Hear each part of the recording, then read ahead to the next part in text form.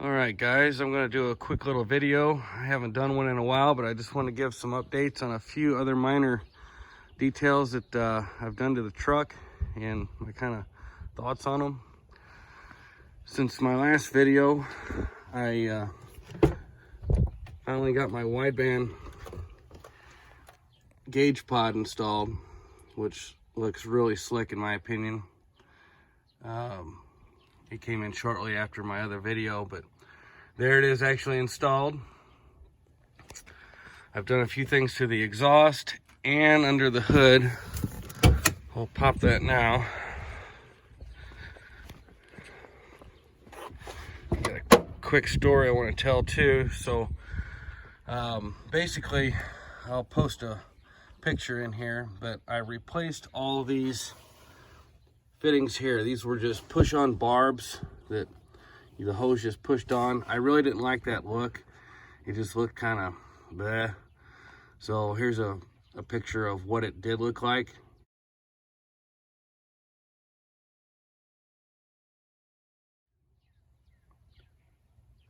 Anyway, so now I got all these nice AN fittings.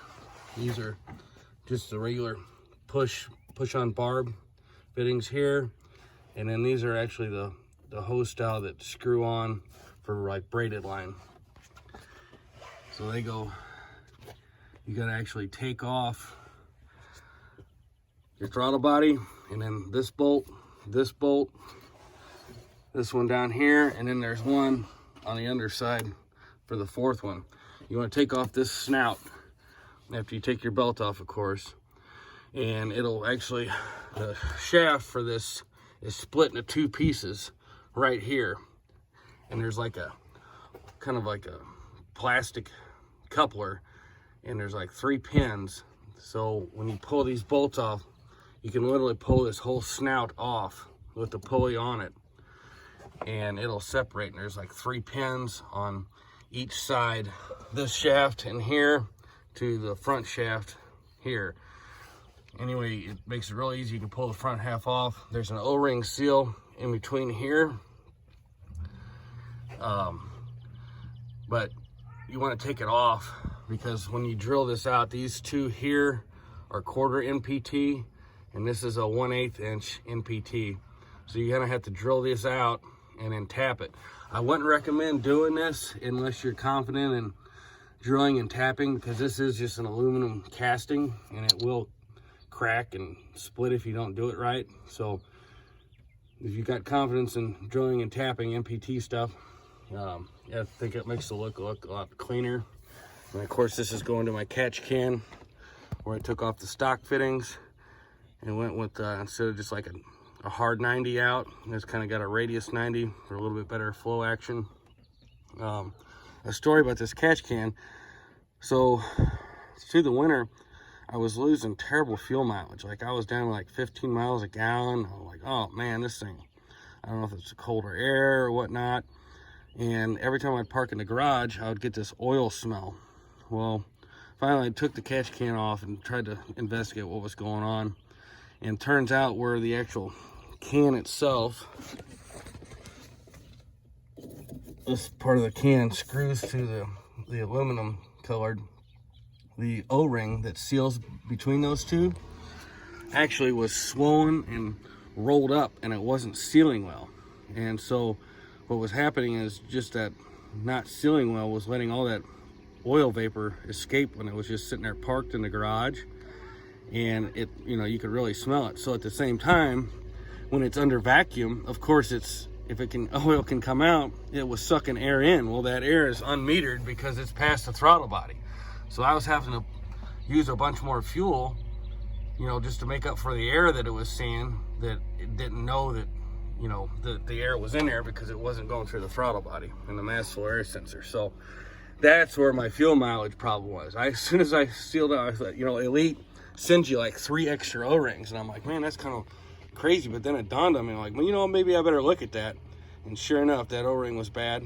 I put the new O-ring on, sealed that thing up, and now my mileage, like, I'm getting 23 miles a gallon, cruising at 75 miles an hour.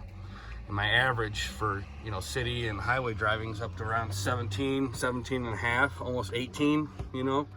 So you can't beat that. Everything else is still the same.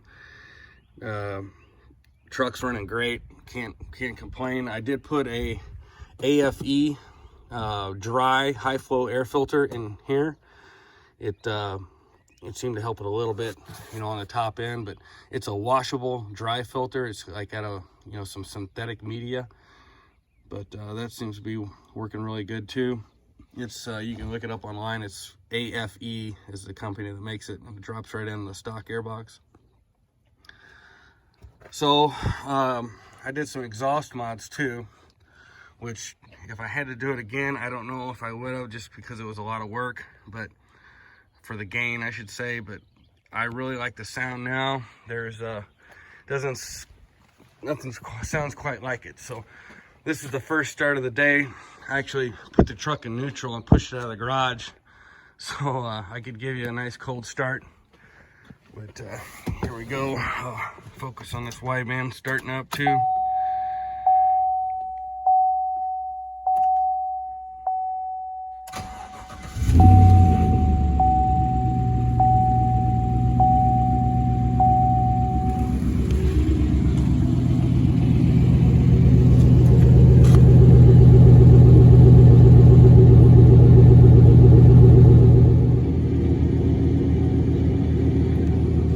So it is cold enough out here that it didn't really rev up and hold a high idle.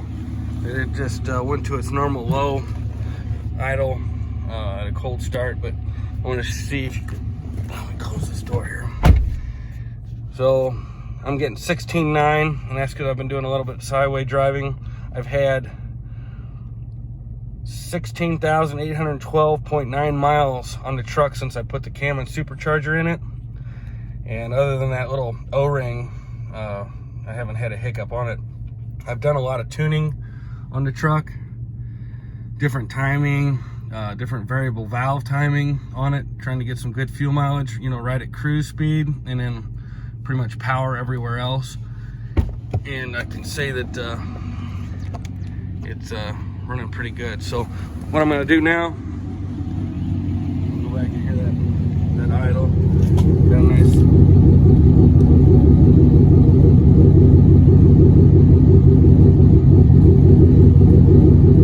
little baby chop to it. I'm gonna put it up on ramps, and I'm gonna show you the underside, what I did to the exhaust. I'll be right back.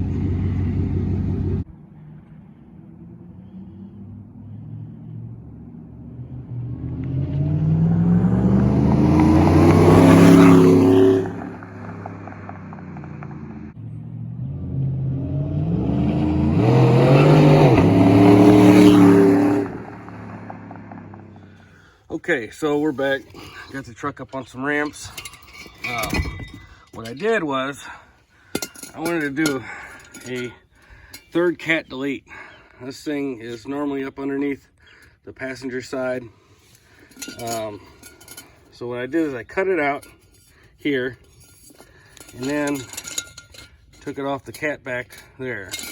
But then whenever I got it out, I actually cut it right here as well, at this weld, and you'll see I sleeved that dude to where it was just a straight pipe all the way through, but yet it still looked factory. That way had a nice flow, still looked factory. So when I did that, it made it a ton louder. Like, I was watching YouTube videos and stuff, and they're like, oh, it makes it just a little bit louder, it's not bad. Well, it makes it a lot louder, let me tell you.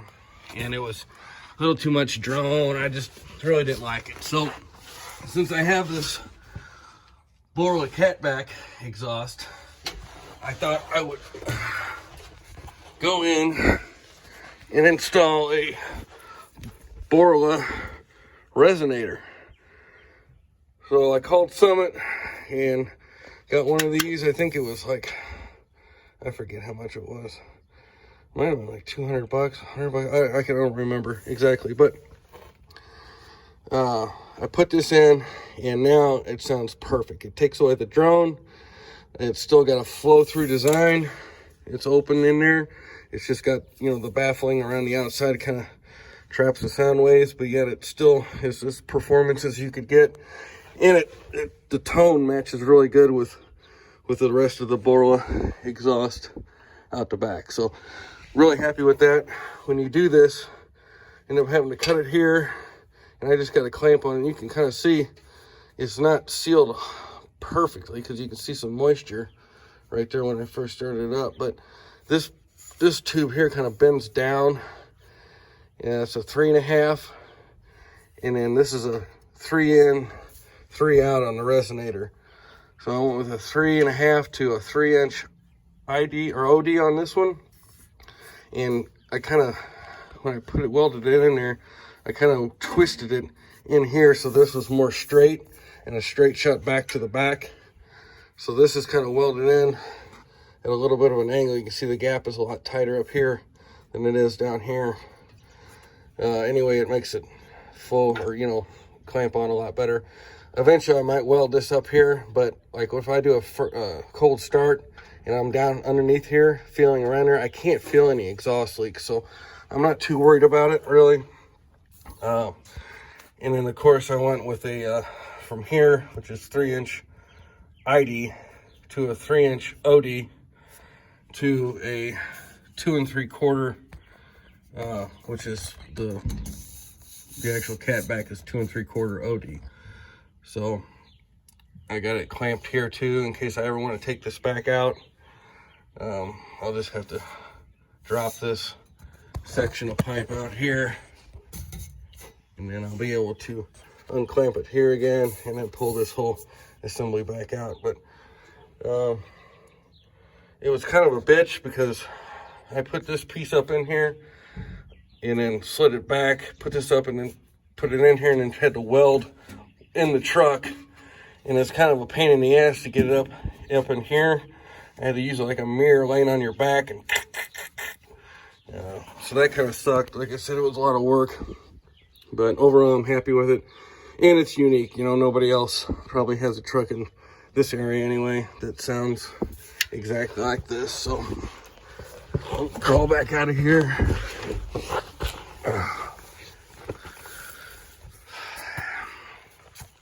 Other than that, the truck is still great. The interior still looks fantastic. It's 2 years old now. Got 45,000 miles. I'm about ready to do an oil change today, I think. That's another thing. I went to 0-30 weight because basically with the, you know, I took out all the DOD hardware. So now I'm running straight LS7 lifters. So there ain't really nothing stock in a truck anymore, different cam. So that 0-20, it just, the engine made a lot of noise with the 0-20 in it. So I went ahead and put some 0-30 in it, and I'll probably actually go to a 530 now that it's getting a little bit warmer outside. But going to that 30 weight oil made the engine sound so much quieter, and I'm really not concerned. I mean, GM trucks, the 5.3 has been running on 5.3 or 5.30 for a long time. My old Tahoe had like 250,000 miles on it running 5.30, so I like the 30 weight a lot better. It sounds better. Haven't had any disadvantage. So the tonneau cover now is 2 years old. This is that Gator Trax tonneau cover, and this thing holds up great too. It still works perfect. Slide it. The bed rug bed liner is still fantastic as well. It's 2 years old. Now granted, I don't throw a lot of dirty stuff in here, but you know, it has had stuff in there and you just vacuum it out or take a hose and wash it out, so can't complain with that.